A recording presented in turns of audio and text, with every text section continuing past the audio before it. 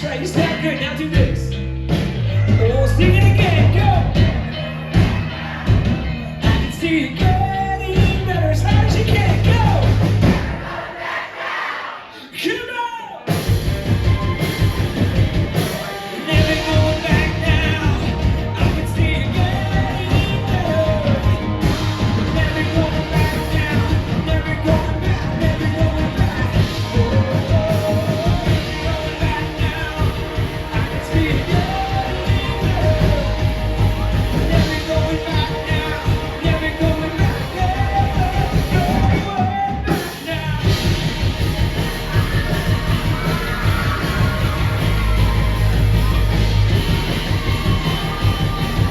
Life is on social media or whatever it is. It doesn't matter how good somebody looks. At some point, every person is going to deal with some struggles. That's me included. I shared with you guys earlier today that one of the things I've struggled with is anxiety. And I told you that it got to the point that it was like obsessive compulsive disorder because I couldn't let someone down. Within this band, we've had a whole bunch of different struggles, right? From broken families to depression to health issues.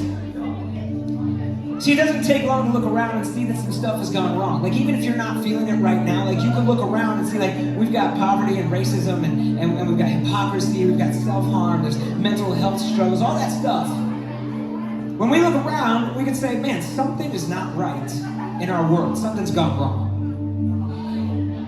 And we try to fix this, right? Like it makes sense. We would try to make the world better, right? And so we do that as people. We try a bunch of different ways to do that. Sometimes we try to make the right rules, the right laws or policies. Sometimes it's like, if we have the right education, that'll fix it. If we've got, I don't know, if we had a little bit more money, like that's what's going to fix my problems. Or if I have the right boyfriend or girlfriend or relationship, like that's the thing that's going to fill me up, make my life better.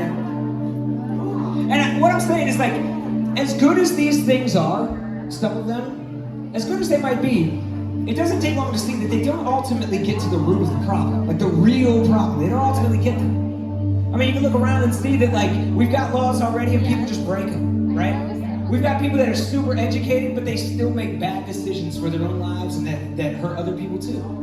Some of the richest people in the world are some of the most miserable, and man, don't get me wrong, relationships are amazing, but they get messy too, okay?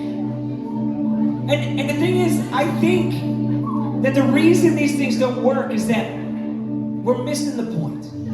I really believe that the real root of the problem that we have in our world is a lot more basic, but a whole lot deeper than any of these things can address. Because if you think about it, all the things I've just talked about, they all have one thing in common. People.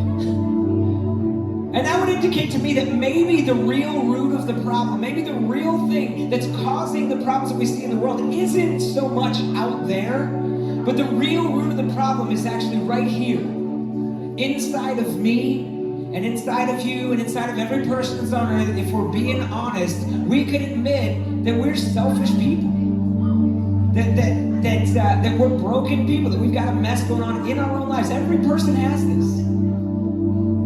And if the real problem is here, how do you deal with that? Like, if it's just in me, if it's just in you, how do we fix that problem? Well, we actually believe that there's hope for that situation, right? We didn't come here tonight and just be like, hey, here's the bad news, sorry about you. Like, we believe there's hope for every person in this room. And the reason we believe that there's hope is because we believe that God is real and that He loves every person in this room. Now, let me break that down a little bit more for you, okay?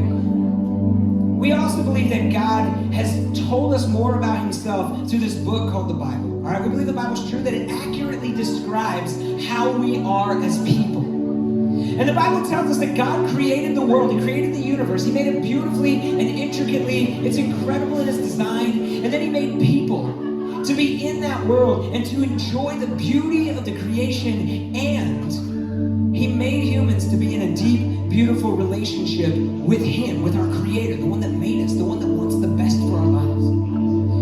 And yet, the Bible goes on to explain that the earliest humans, they decided that they knew better than God. They decided to do their own thing. They decided they could do better. And so they didn't listen to what God had to say for them. And they decided to go their own way. And when they did that, they created a separation between themselves and God. They broke that relationship. And when that relationship was broken, it brought with it the brokenness, the selfishness, the mess that's inside of every one of us, it brought with that, that was brought into every person's life from that time on.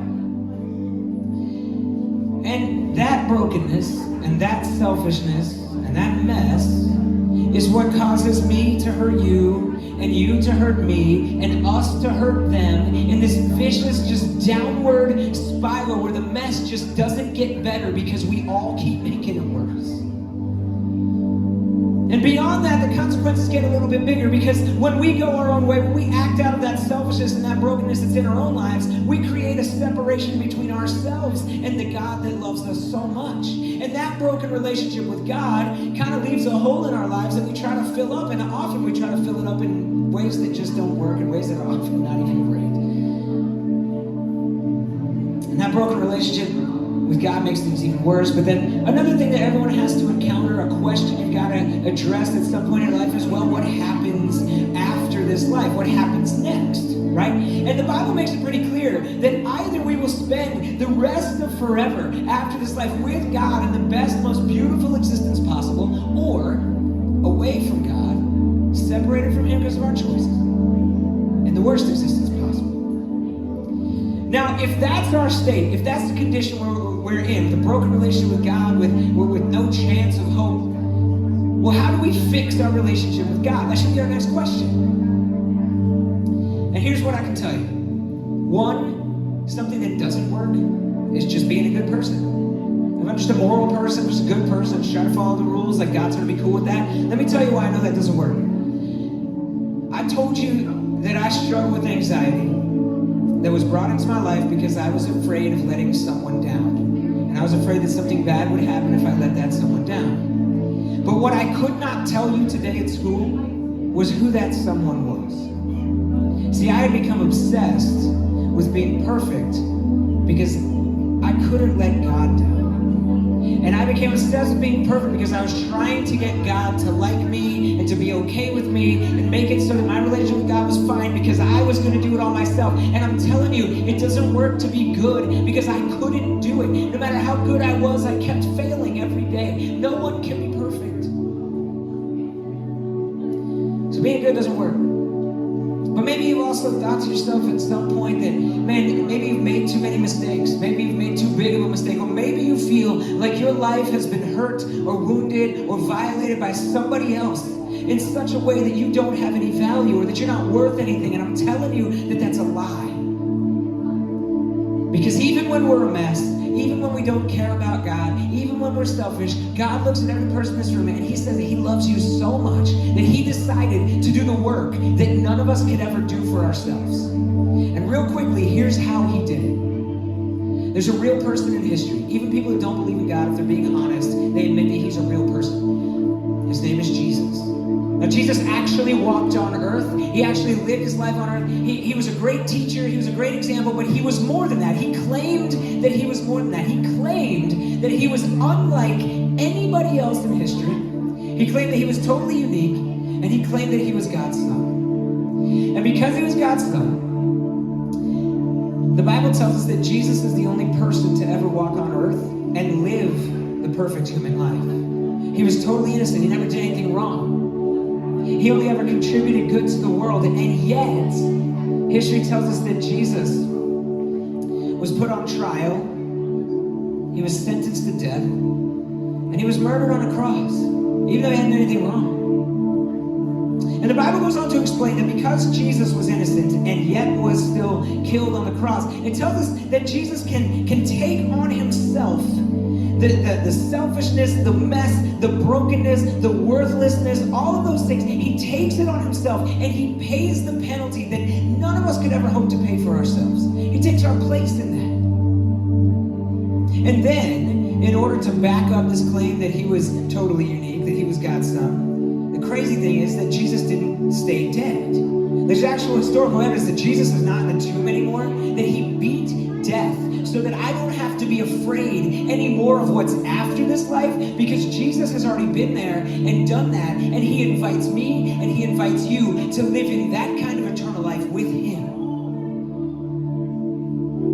One of Jesus' best friends on earth, he put it this way. He said that God so loved the world, he so loved you, that he gave his only son, Jesus, that whoever, and that's the worst and the best, doesn't matter, whoever would believe in him or put their trust in what Jesus did, that it's for them, will not perish or be separated from God forever, but would have eternal life in the best, most beautiful existence possible. It's a promise that God offers every person. And in order for that to be true in your life, God offers it to you as a gift. And all he asks is that you turn away from that selfishness and believe and trust that what Jesus did is for you. And when you do that, when you put your trust in Jesus and decide to follow him, God gives you a new heart. It's not like a magical overnight feeling necessarily. It's not necessarily an overnight fix that makes your life perfect automatically. But what it does, when you trust in Jesus and God gives you a new heart, he restores your relationship with him. And that's what begins the healing in your life. That's what begins the change in our life. And then, once we are changed here, that's when we can start to move out and start to heal the world around us. But it's got to start here. That's what brings us back to this moment right now. Let me think about this for a second. I said I know some of you are struggling in this room. Some of you feel chained up or bound up by fear or anxiety or depression or self-harm. Some of you in this room, you are struggling because you are ashamed of maybe some choices that you've made. Some of you are in a place where you're struggling to forgive someone that's hurt you really badly in your life. And some of you in this room might even be sitting here fighting against the idea that there's even a God out there. But we wrote this song for anybody that's in need of that hope and that healing and that change in their lives. It's called Giving Up the Fight, and here's how the chorus goes.